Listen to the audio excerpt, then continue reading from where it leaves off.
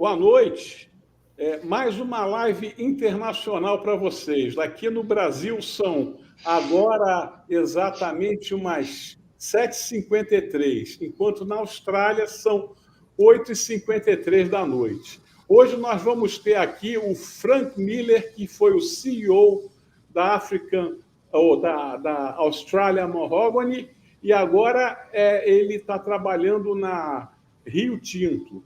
Mas ele foi o introdutor do Mogno Africano na Austrália. Hi, Frank. How are you doing? It's a pleasure to have you here. And, well, so give your good night to all the people in Brazil and present yourself, please. Not a problem. Wonderful to meet you, Milton, and it's an honour to speak to you and Rodrigo and all your audience about African mahogany here from Australia. I'm currently based in Darwin, which is the northernmost city in Australia. It sits closer to the equator, and we're closer to Papua New Guinea and Indonesia than we are to Sydney or Melbourne.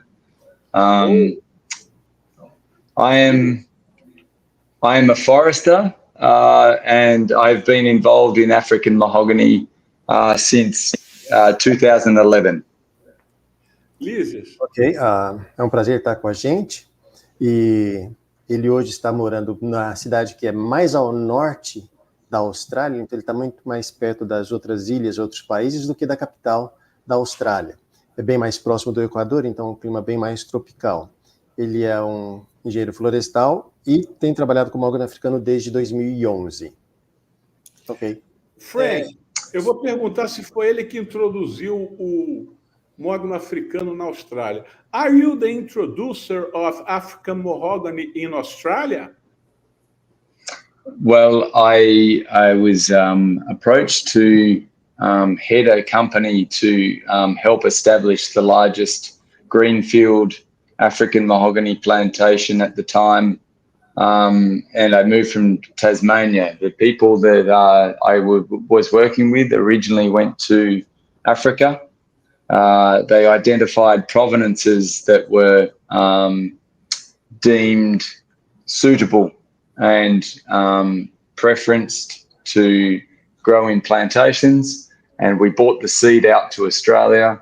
We established nurseries, and we commenced planting an African mahogany estate on suitable soils in the Northern Territory, and we've now got around about 13,500 hectares here in the Northern Territory. Lises.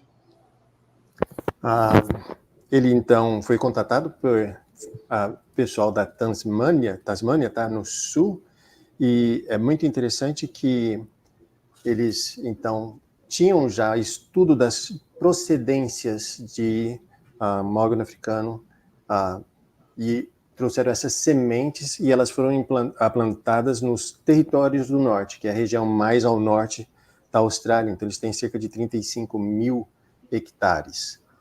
Eu gostei muito da fala aqui de procedências, que é uma coisa que a gente ainda não está prestando atenção, porque a gente está trabalhando só internamente no Brasil.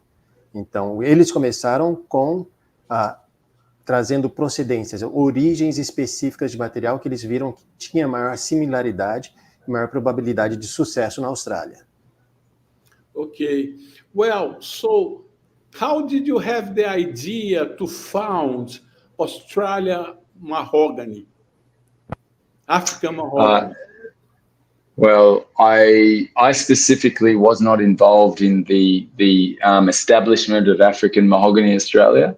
However, I can tell you about the idea and the premise of introducing African mahogany at industrial scale. And so the idea was identifying a need. There was a perceived need for premium hardwood timbers in Southeast Asian markets. And this is primarily driven by consumers that are demanding sustainably sourced timber from potentially plantation sources rather than native forest sources. That combined with the area in the Northern Territory that is highly suitable for African mahogany. It's a very similar climate to the Sahel region of Africa.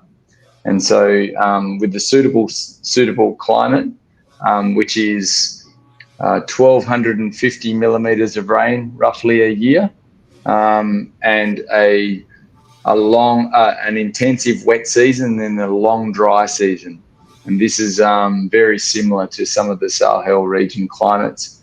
It was deemed a great opportunity to domesticate the species and potentially open up large markets, primarily going into Asia, but this may offer timber into American, European and Australian markets. Porque ele não estava envolvido diretamente na criação da empresa, mas ele trabalhou muito na escala industrial, visando o mercado, principalmente o mercado sudeste asiático. Então, uma das preocupações que levaram para os territórios do norte é a proximidade climática. Então, territórios do norte na Austrália tem um clima muito parecido com a região do Saara, África, com cerca de 1.250 milímetros de chuva anuais, e também esse período seco, um período chuvoso muito definido e um período seco também prolongado, mais ou menos o estilo do nosso cerrado aqui. Então, ele ajudou só essa escala industrial para assegurar a produção sustentável de madeira de qualidade, das madeiras que não são as madeiras moles, macias, como pinos, que tinha no mercado, mas visando não só o mercado asiático, mas qualquer parte do mundo. Hoje, Europa, América, então onde tem essa demanda de um uso sustentável da madeira, eles estão conseguindo atender na escala que está sendo produzida. So, Frank, how was your experience planting Kaya or African mahogany in Australia? It was difficult to manage the plantation, and the activities were very special. Did you have to do something different than in eucalyptus culture or whatever?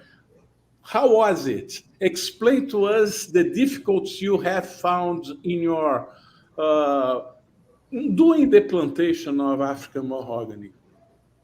It's a great question, Milton, and it was a period of steep learning curve. So planting the seeds and growing seedlings in the nursery presented some challenges. Some of these challenges were driven by the wide genetic variation that we had in our seed. And so there was lots of seedling grading in the nursery, and then that was deployed in the field to make sure that we tracked the genetics through the plantation. The key difference that we applied in establishing the plantation was mainly driven around the extreme temperatures and the climatical differences. And so this presented lots of challenges with soil, making sure the soil moisture was suitable to plant, and making sure that we had skilled labour to plant the trees in a timely fashion. Many of the other operations were very similar to conventional forestry crops, and it wasn't until later on, after 2 or 3 years, we started doing many different things in relation to silviculture, pruning and thinning, and I'll talk about that later. A curva de aprendizado foi assim, daquelas bem acentuadas. Deixa eu só explicar. Eu perguntei para ele quais as dificuldades no manejo do mogno africano, se ele fez alguma coisa diferente do eucalipto. Vai. Ok. Então, a curva de aprendizado foi daquelas bem acentuadas, né? De não ter nada, não saber nada e ter que fazer rápido. E então, eles começaram a ter problemas ou dificuldades já no viveiro, né? Porque a variabilidade das sementes era grande, e eles aproveitaram, então, toda essa variabilidade que eles estavam aprendendo e conhecendo para levar para o campo, já separando em aspectos genéticos. Então, isso permitiu seleções, né? E a outra coisa também que foi bem diferente, quando eles estavam no território do norte, então é um lugar que você tem temperaturas extremas, né? Muito quente no verão e muito seco. Então, aprender qual que é a melhor época de plantio, quando o solo tinha a umidade adequada para plantio, isso foram coisas que foram aprendidas para ajustar todo esse período de plantio e condução. Então, treinar pessoal para poder entender isso e fazer adequadamente foi uma das dificuldades. E depois de uns 2, 3 anos, aí vem essa parte de manejo, que nós chamamos de tratos silviculturais, que depois ele vai detalhar mais, né? Mas que envolvem praticamente a desrama, ou o que a gente chama poda, e os desbastes. Ok. Frank, what is the space between the trees? The space. How far is one tree of the other?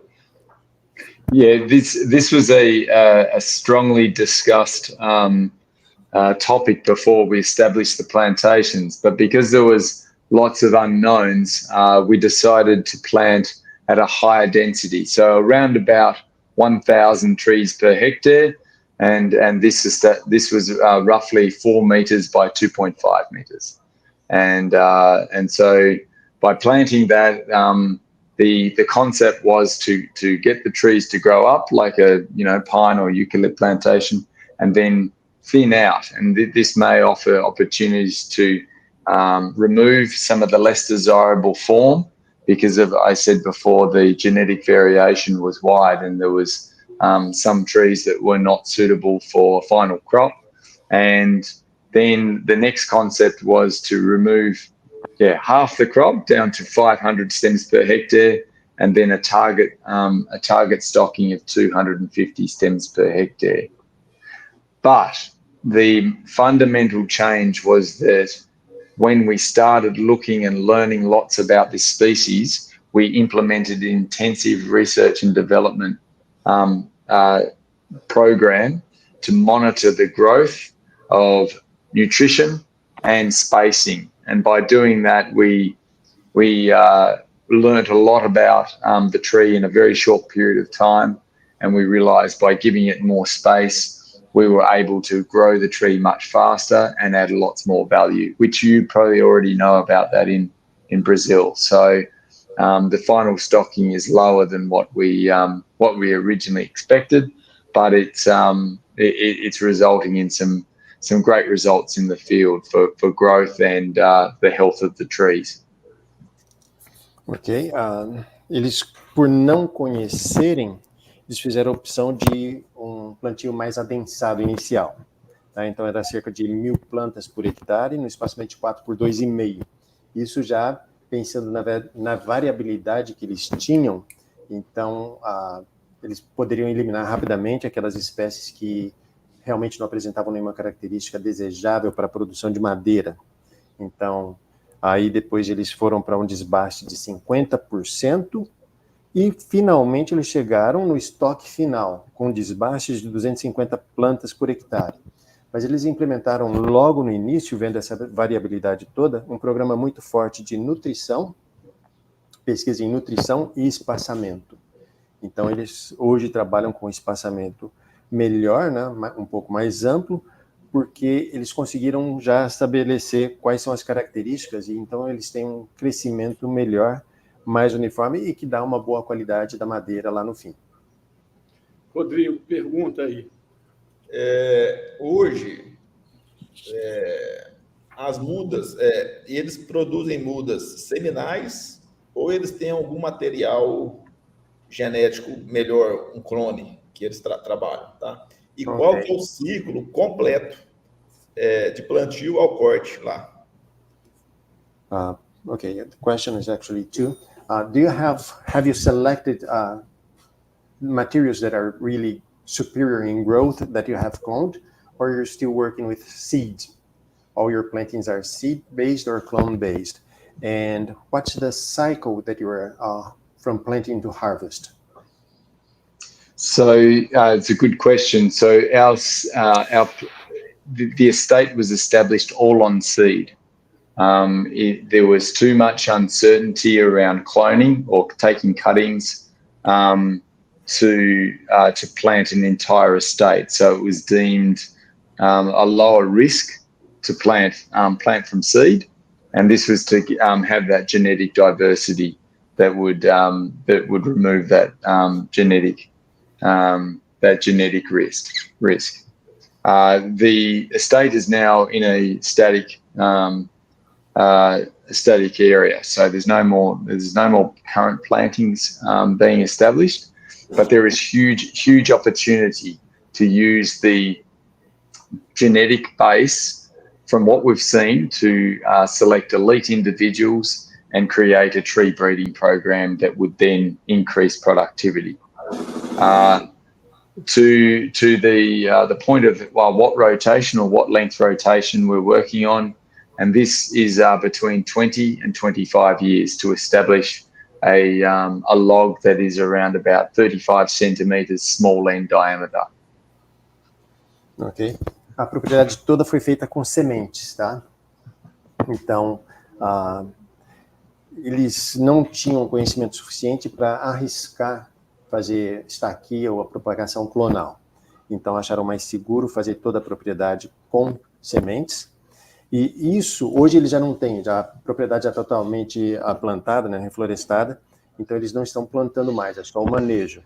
Mas o que eles perceberam que foi, como você tem variabilidade, eles têm uma oportunidade muito boa de fazer seleção para o melhoramento. Não estão falando de fazer clones ainda, mas de fazer o melhoramento para ter ganhos genéticos contínuos, né? E o ciclo que eles estão pensando, trabalhando, é de 20 a 25 anos, e isso aí vai dar toras com 35 centímetros de diâmetro. Uau! Só? Top. Only 35 centimeters diameter at 25 years? It's small end diameter at the end of the top of the tree. So down the bottom, maybe 50 centimeters. Tá. So yeah, it's a em cima é o diâmetro menor. Embaixo chega a 50 centímetros. Well, let me ask you something. How many trees do you want to have in the final cut per 1 hectare? The final stocking is, obviously a function of site productivity, but I think that the average stocking rate should be around about 150 stems per hectare. And so what this does is enable the tree, it's not like a pine tree, it likes to branch out. So this gives it enough space to produce a large log.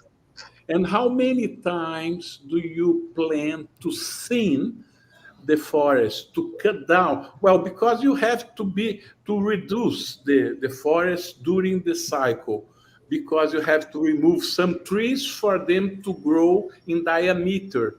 So how many times do you want to make the cuts that is not going to be lumber or logs to sell? Well, there is an opportunity to do commercial thinnings, and so it's a real challenge to get the balance between growth and obviously have a commercial product for some of the trees that you're removing. And also another consideration is obviously the cost of coming in and thinning. Ultimately, 1 to 2 thinnings is going to be the best amount. And in the area that the trees have been planted, there are very little winds. So wind throw is not a risk. In some areas, maybe in Brazil, and some areas in Australia, wind throw is a consideration. So you don't want to thin too hard. Otherwise, you potentially may have trees blowing over because you're opening up the canopy too quickly. It's very it's a balancing act. And as a forester, you may know that it's just that bespoke or the customized approach that you need to take for each stand. Ok. Eles, com base na produtividade de cada sítio, tá? Eles podem chegar a 150 árvores por hectare. Mas tem que tomar muito cuidado com esses desbastes, e eles conseguem de 1 a 3 desbastes em que você tem produtos comerciais. Não é o seu material mais valoroso, né, de maior valor, mas que tem produtos que são comerciais. E também tem que tomar cuidado, como um bom administrador, com os custos, né? Porque o desbaste envolve custo. Um outro aspecto que não permite desbastes muito drásticos é que a região tem problemas de vento. Então, você tem que fazer um desbaste em que você vai proteger o plantio para que você não tenha quebras ou perdas por vento, né? Vento derruba a sua plantação, você perde aquilo ali. Então, é preciso muito critério quando se faz esses desbastes. Ok. Deixa eu perguntar mais uma aqui. Ele pergunta para o Frank qual que é a produtividade média que eles estão conseguindo e a madeira para onde eles estão vendendo, qual está sendo a sua funcionalidade, né? O que eles estão usando os senegalenses para fazer o quê? Para vender tora ou madeira serrada. E se ele puder falar o valor do metro cúbico que eles venderam essa madeira também, seria muito... Okay. Well, basically 3 questions. First one, what's the average yield and how many cubic meters per hectare you're getting? And then what is the product that you're selling? It's just logs or sawn lumber, and what is the income that you are getting per cubic meter of sawn wood? Okay, so there's a few commercial questions, but I think that it's and you'd appreciate that the growth rate varies across different sites. There's variation in the soil type and therefore the productivity.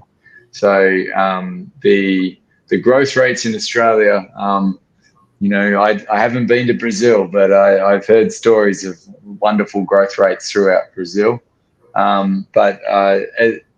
You'll be able to do the calculations of a 35 centimetre small end diameter at age 20 and work backwards. But generally speaking, mean annual increment, you'll be expecting somewhere around about 10 to 15 on better sites and 15 cubic metres per hectare of a product, which typically will be sold as solid wood.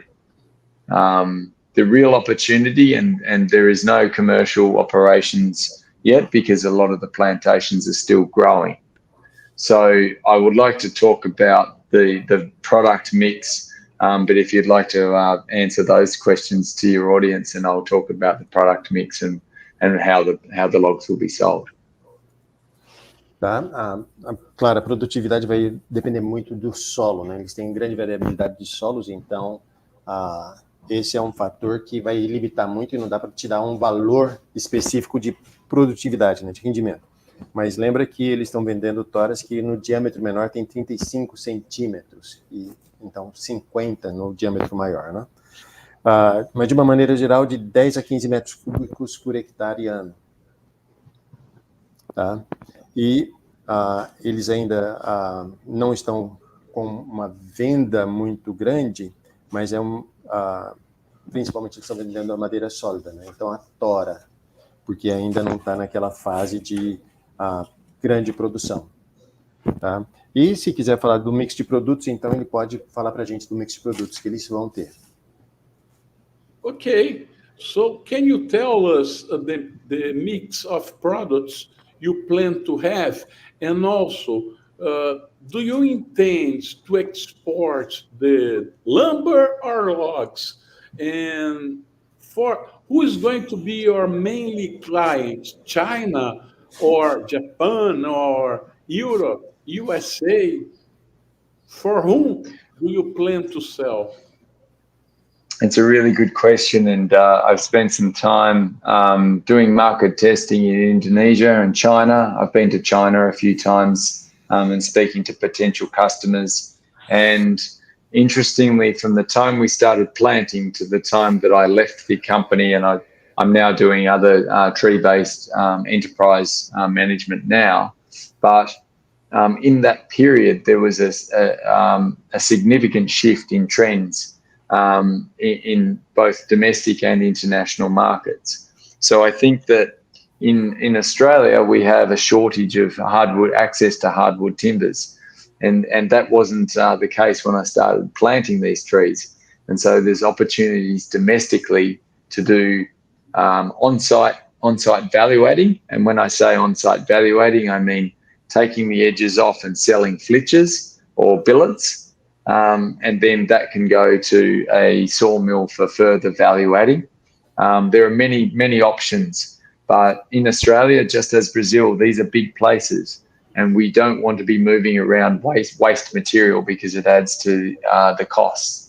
So where there's an opportunity to do some value add and make a square product, much the same as teak is sold internationally through hoppers, then I think this is a real opportunity for the African mahogany market to sell squares into domestic markets here in Australia, but also into low cost value adding countries like Indonesia, Vietnam, Laos, Cambodia.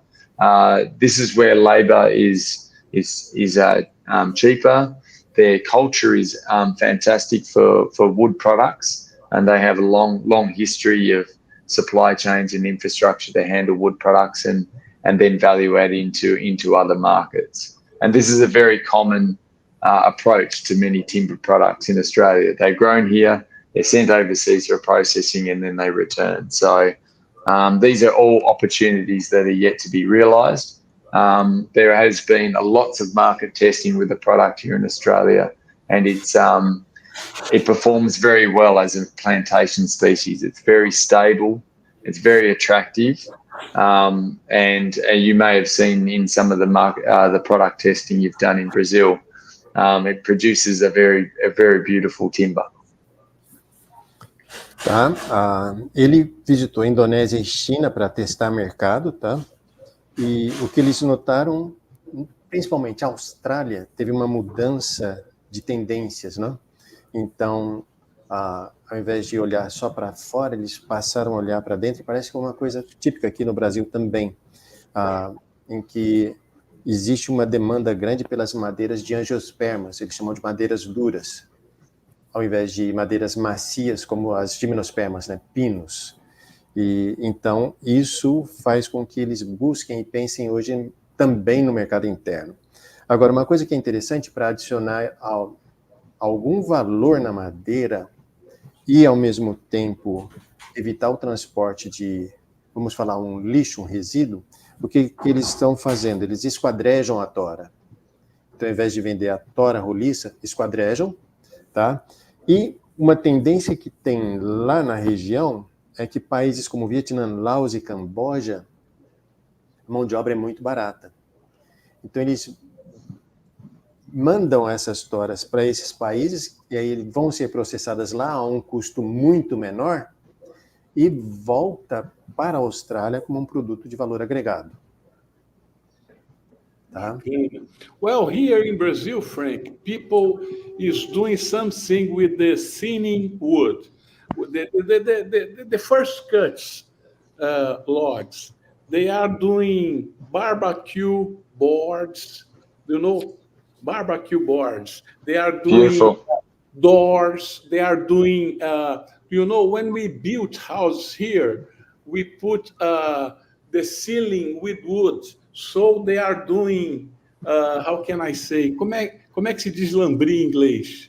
Panels. They're doing panels and lining. Yeah, beautiful. Yes. Excellent. So they are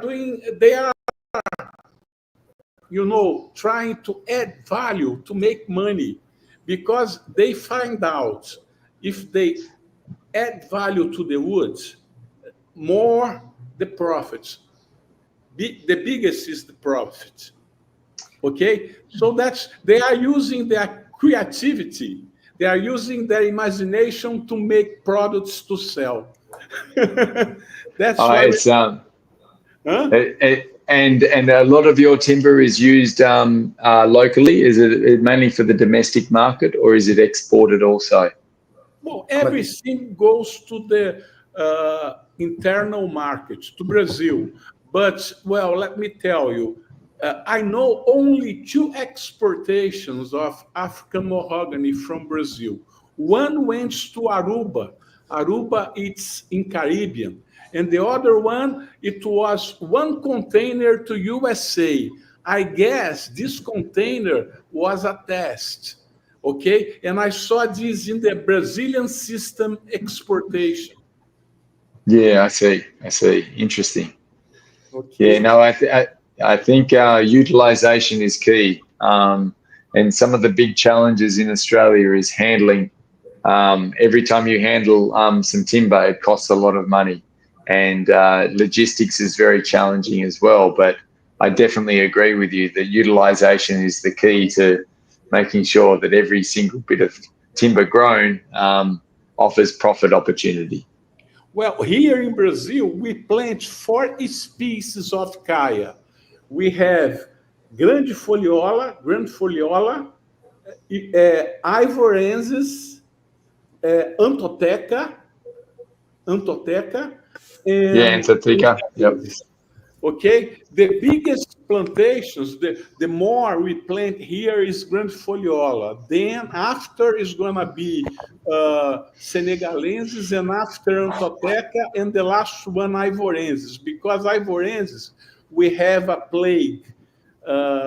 That's a butterfly that comes over in the point of the tree, and it cuts. So it takes a V, and the wood no goods to be a lumber. This is a tip borer. They call it tip borer. Uh-huh. Yeah. They had a big problem with it in Malaysia as well. It's mainly in it happens in Switinia as well, and in more humid environments.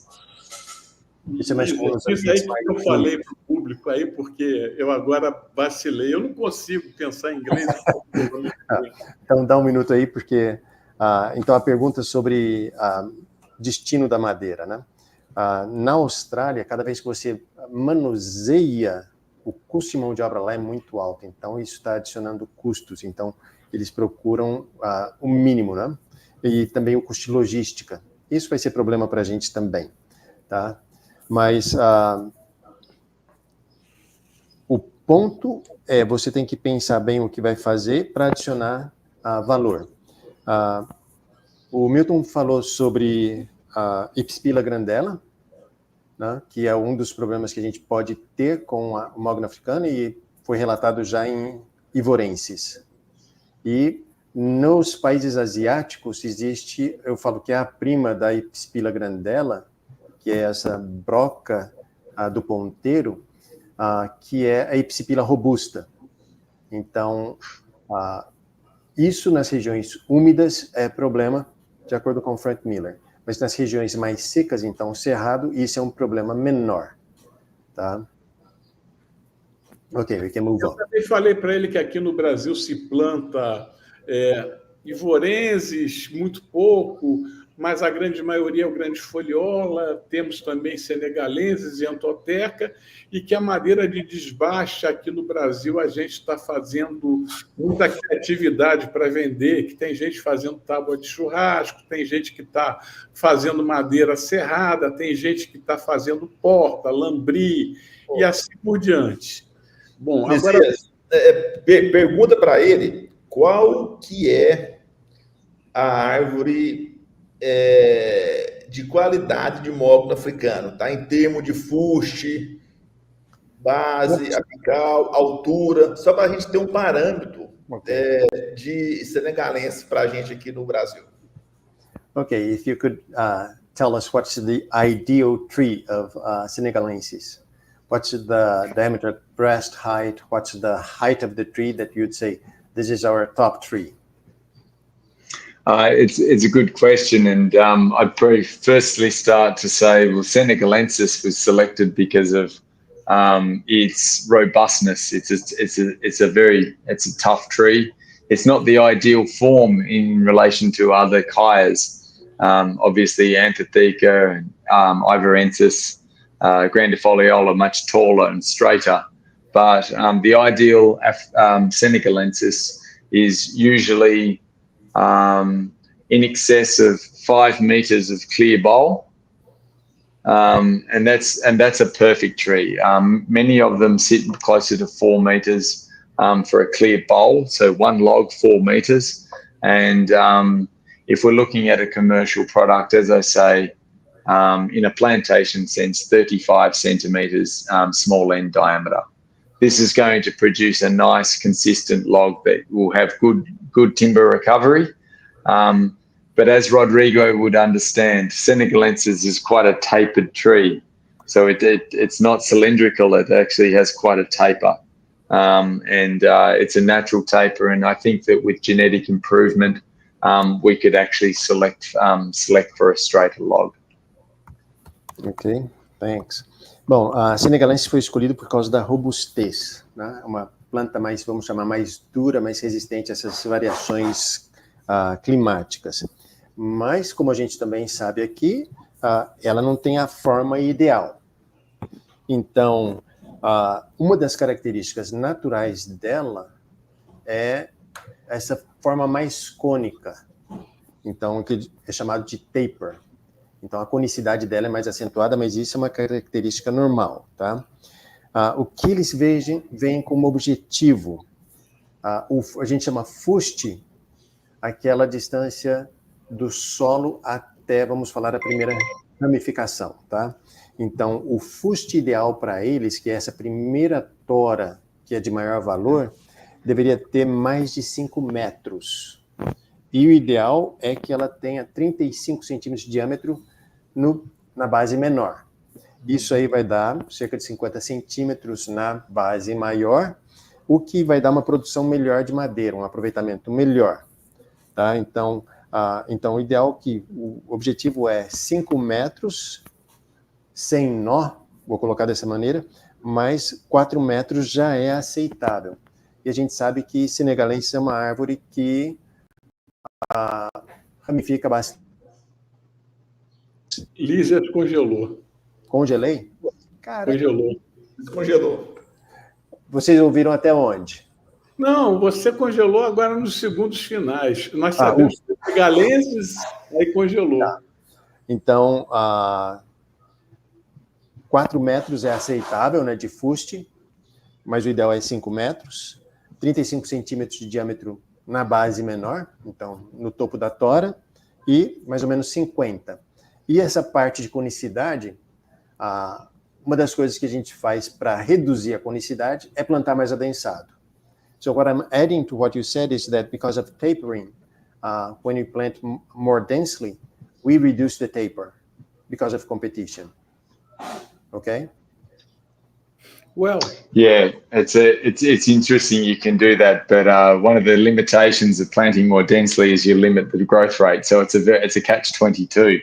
Yes. And with premium hardwoods, there's not a linear relationship between volume and value. You can actually grow less timber, but provided your pea size is larger, then the value is higher. So it's quite a challenge to get that right. Frank, let me tell you something. Só um segundo. O que foi falado aqui é que, como eu mencionei, né, que a gente planta mais adensado para reduzir a conicidade, o problema é o valor prêmio, o maior valor que você tem é numa árvore com maior diâmetro. Então, se a gente planta adensado para melhorar a forma da árvore, a gente tem mais árvores e aí o volume individual é menor. Consequentemente, a gente tem que fazer mais desbastes, o que vai levar a maior custo. Tá? Então, manejar isso, então, para as madeiras de maior valor, a gente vai ter que, muitas vezes, conviver com essas características naturais e tentar trabalhar com melhoramento genético, selecionando só as que têm melhor forma para evitar esses custos adicionais e ter o maior valor possível na madeira. Ok, Frank. Let me tell you something. Here in Brazil, all Senegalensis plantations, they are made by seed nursery.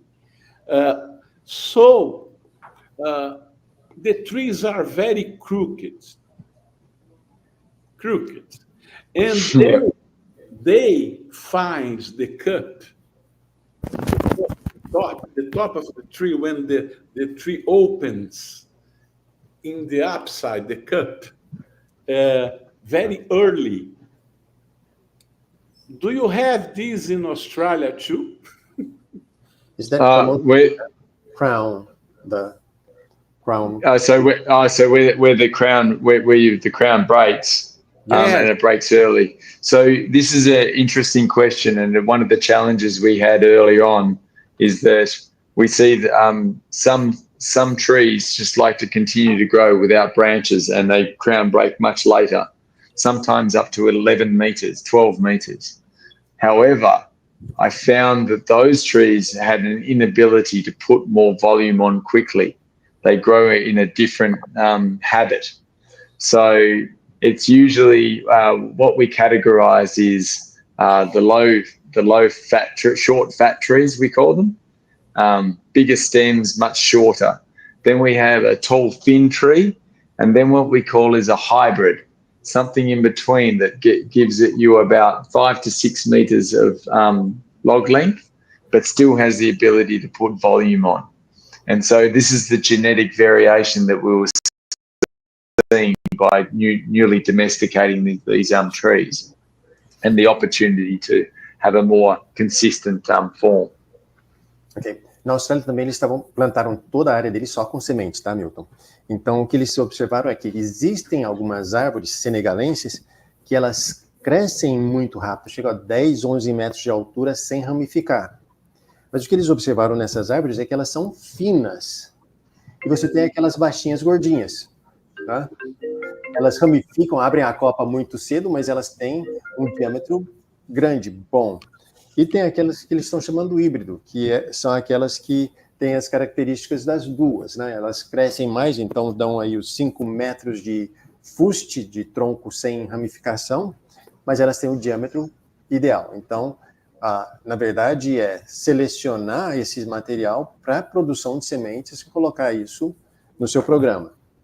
E o que ele falou sobre as árvores tortas? Did you mention anything about the crookedness of Senegalensis? They are cut off during thinning, or?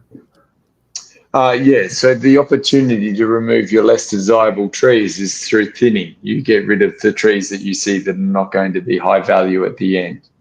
The other consideration that we had to do was pruning.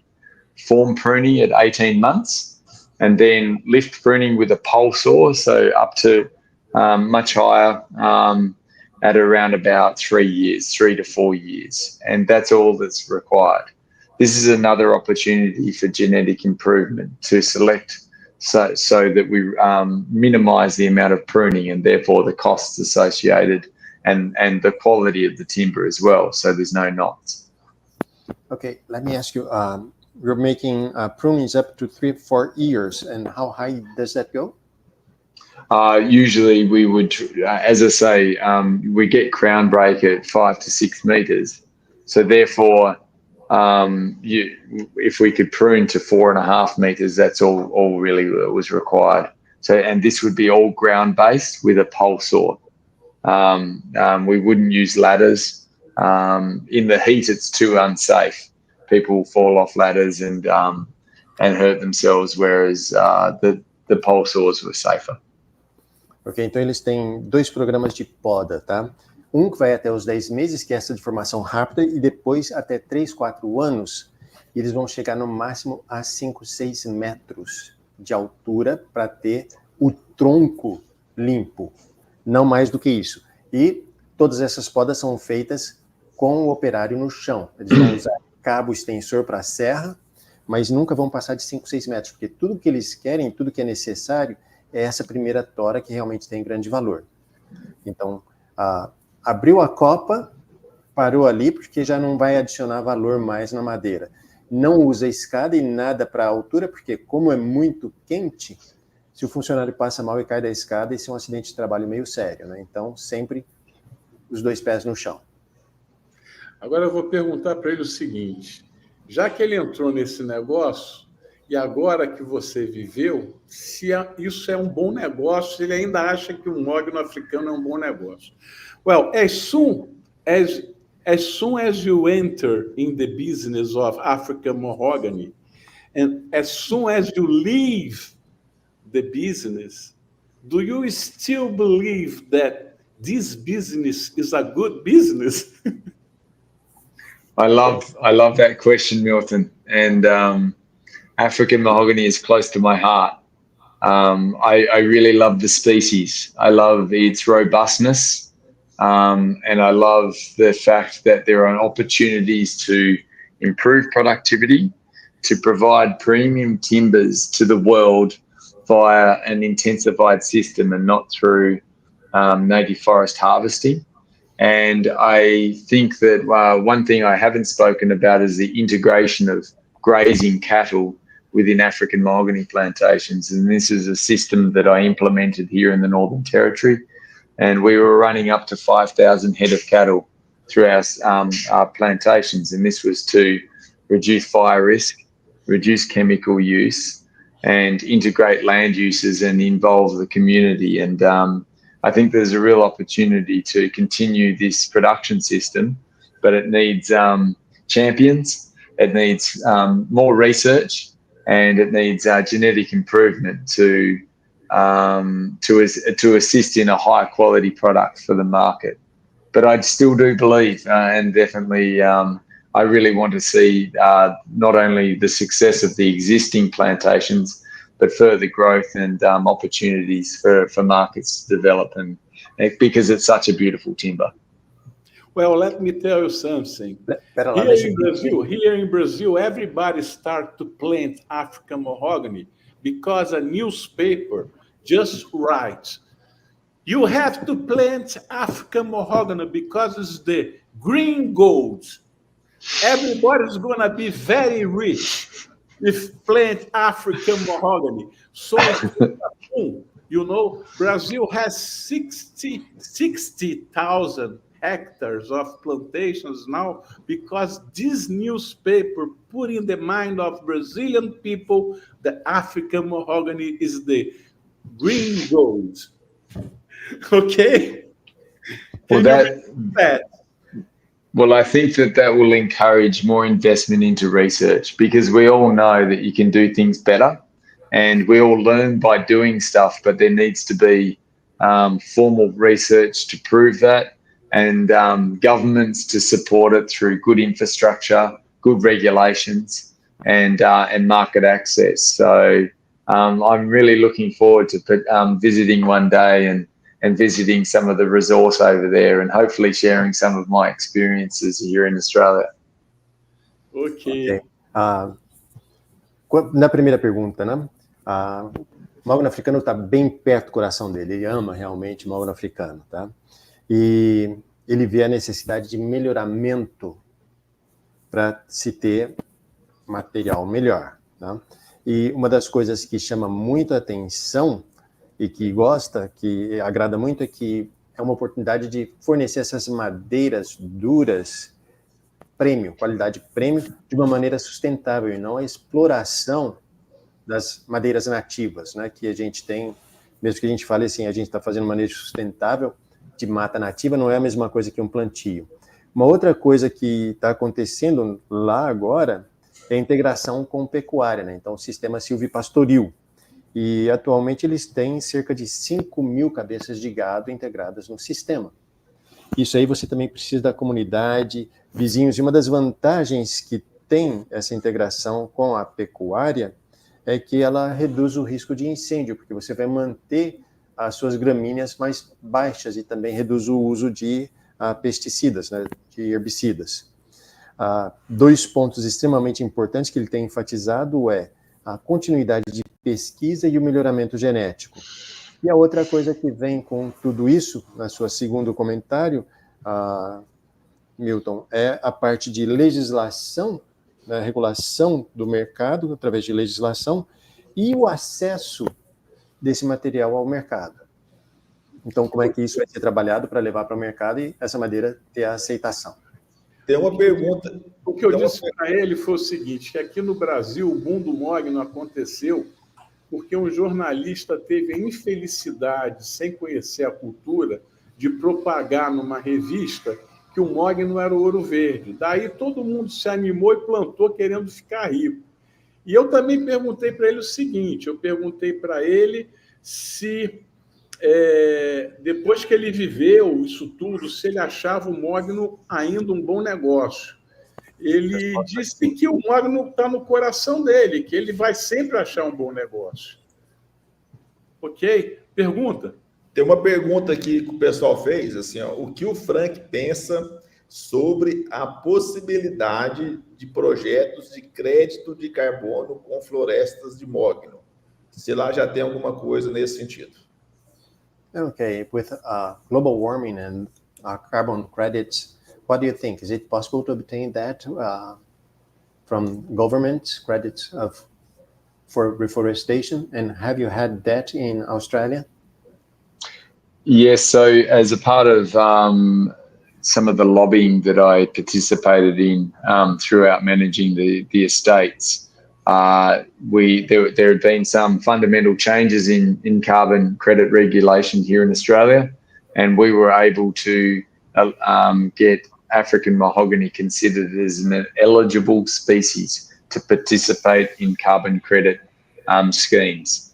And so if you were to purchase some land that had previously been cleared, you cannot clear forest and then plant trees. You need to previously cleared land, but you can generate carbon credits as a part of that system here for African mahogany in Australia.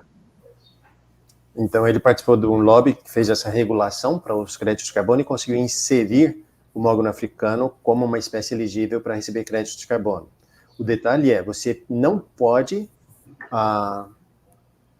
desmatar uma área para plantar o mogno africano. Você tem que ir em áreas que já foram desmatadas. E aí, então, se você faz isso corretamente, você pode obter o crédito de carbono. Do you want to know anything about Brazil? I want to know lots about Brazil. Ask. Just ask. Yeah, for sure. So is the current products, are they actually taken to large mills, or do people actually process their logs on farm and take more processed timber to markets? Então, a madeira hoje ela está sendo levada para serrarias de grande porte, ou os produtores estão processando localmente e aí vendendo o produto? It depends. There are some producers that are taking the logs to a big sawmill. Sawmill, do you understand? And there are producers that are selling the logs, mainly the thinning logs, to make, how can I say, lenha? Como é que é lenha mesmo? Firewood. Firewood. And that is people that are doing doors, using the creativity. So we don't have big trees. We have trees with 10, 12 years. So we are planning to cut the trees at 20 years, when they are 20. So in that point, people are planning, because there is an association in Brazil of all the producers. So there are a lot of producers that are members of an association. So they are planning to build a sawmill. They are planning to build, because everybody is planning to sell lumber, not logs, because the profit of lumber is better than logs. Okay, the difference here in Brazil, it's something really high. If you sell one log, logs is gonna be about our money. In our money, it's going to be 800 reals per cubic meter. If you sell lumber, you are going to have 4,000 Brazilian money for cubic meter. So if you have lumber, it's much better. Your profit is going to be much higher. And the culture is going to be profitable. But if you sell logs, you are not going to make too much money. You are going to make money, but not too much. You are going to make enough to pay all you invest, and you are going to save a little bit of money. That's what's happening. That's what this is very similar in Australia. My other question would be, what are the key risks that growers are finding in Brazil? Is it people, or is it biological? Is it market? Is it what are the key risks that you're facing as growers in Brazil? Os riscos principais que nós temos na silvicultura de Mogno Africano aqui no Brasil, quais são? Well, I guess it's the fire. You know, fire is something really strange because, you know, for you to have fire, you have to have three conditions. 16% of air, humid air, the atmosphere humid. You have to have something that is going to burn, and you have to have the temperature, the exactly temperature to make the ignition of fire. And this is happening in Brazil very often. Did you understand what I said? Absolutely. Yeah, I understand. Okay, so that's it. Now in Brazil, we have a lot of fire, but plagues and diseases, we don't have too much. The problem here we have is when we plant African mahogany, sometimes 1, 2, or 10 trees from the night to day, they just die. But it's just in a small region. We believe that's a soil, the soil, como é que eu vou dizer fungo? Fungus? Phytophthora. Soil no Phytophthora, because it's very dry. Also, this happens during the dry period. Right. The tree doesn't get a good nutrition, and I guess that the tree becomes weak, and so the fungus comes into the tree, and the tree just die. But that's in a small part of the forest. Nobody lost the whole forest with fungus here. You understand? Eu falei para ele que os maiores problemas que a gente tem no Brasil hoje é fogo e a morte súbita, que eu acho que deve ser algum fungo, alguma coisa, que geralmente é a seca, né? E eu acredito que a árvore fica debilitada e o fungo entra. Okay, I just tell the people what I said to you. No, that's really good to know. Well, yeah, that's excellent. Okay, do you want to know some more, or do you have something to ask for us? Well, I actually find I think that what I would ask is that growers and people that are interested in African mahogany actually make an effort to come to either Australia and Australians go to Brazil. I think visiting each other's plantations, you can learn lots. Yeah, I've got many questions. I don't know if we've got all night, but I think that it would be it'd be great to see the industry develop, and it was really interesting to understand that you have an industry association. Does that association provide research opportunities, or is it scales of economy for purchasing power? What are the key services does the industry provide? Então, o que a associação está fornecendo hoje para os associados? Well, the association gives to all the people, all the members. Well, sometimes we make some research. Right now, we just finished a research of wood quality. Que foi mesmo aquela última pesquisa que foi apresentada, hein? Qualidade da madeira? Sim, qualidade da madeira. It was wood quality. We are trying to make some, como é que fala melhoramento genético, hein? Breeding. We are trying to make some breeding. We are trying to, and the association gives support to the producer and teach how to plant the African mahogany. They share that experience with each other. They have 2 meetings a year, and all the meetings, it's in a farm where you can find all the plantations and visit the plantations of each other, and you can see the big plantations. We also visit the producers that are como é que é encerrar? Sewing, né? Não, sew é costurar. Não, sewing.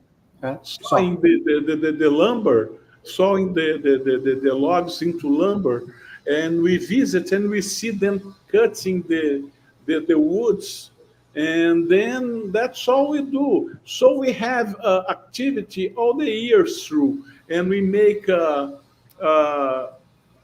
that's what the association, but they have a lot of plan. They have the plan to put the logs or the lumber or the products in markets, even in Brazil or overseas. They are planning also to, well, sometimes they believe that they have FSC certification. So they are they are trying to make it together. So when a group gets certificate, it's less cheaper than one person to get certification. Okay? And also they are trying to build places to change, to transform the logs into lumbers or into doors and everything. So, but for this to happen, all the members have to agree and put money on. So this is difficult to happen.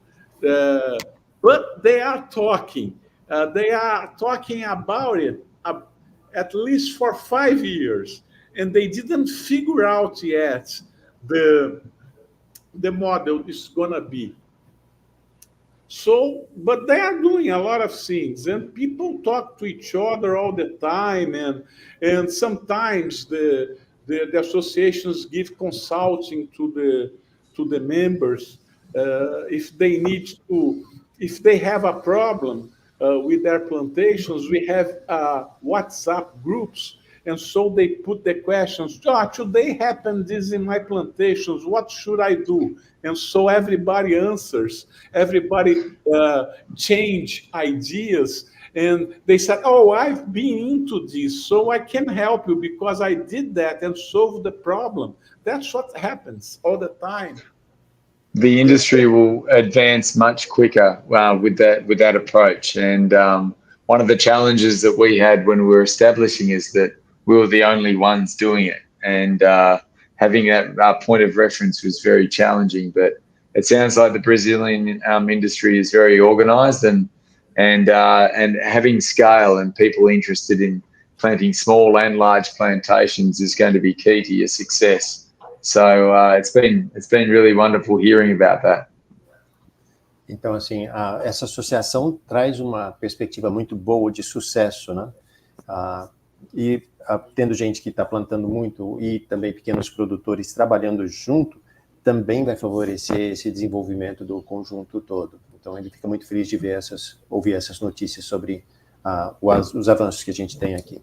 Tem uma questão muito interessante aqui, do Frank. Houve incentivo do governo australiano para a cadeia produtiva do mogno, da madeira do mogno africano? Houve algum programa específico? Was there any specific program or government input for the African mahogany in Australia? The primary funding came from US investment firm, and there was the only support that we received really was around the research program. So we were able to get leveraged funding. So it was 50% contribution by our company, and then 50% funded by the government. Outside of that, there are other initiatives that receive some government support, but generally speaking, it is all privately funded. That's the situation in Australia.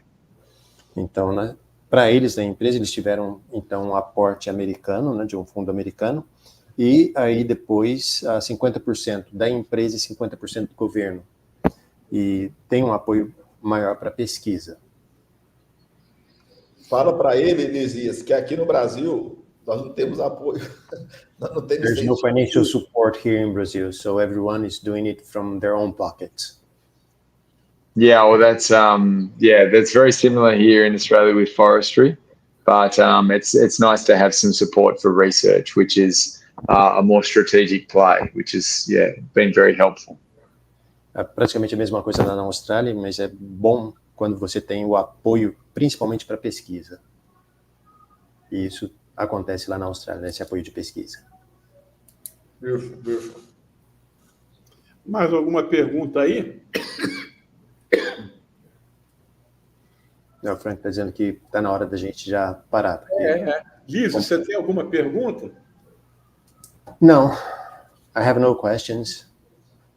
Although I'm a researcher and I'm living part of this. Madeira, né? O preço que ele vende a madeira, ele falou? Did you mention anything about the price that you're selling the wood? Look, so the prices vary quite significantly, and probably in line with what you mentioned before. We've sold logs into China for attractive prices, and typically sawn timber and dressed timber and lumber fetches much higher prices. So I think it would be fair to assume that if you value added African mahogany in Australia, you can sell lumber, packed lumber, for $4,000 to $6,000 Australian per cube locally. So, Ok. Eles venderam toras para a China em preços atrativos.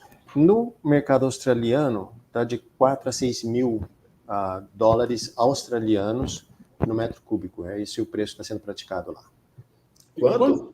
4 a 6 mil dólares australianos. Quanto que é o dólar australiano? Dá uma olhada aí, Rodrigo, na internet. Para a gente ter uma ideia. Australian dollars to reais, our currency. So just to have a better idea. Frank, we have 1 hour and 7 minutes of live, now 8 minutes. $1 australiano é R$3,76. R$3,76.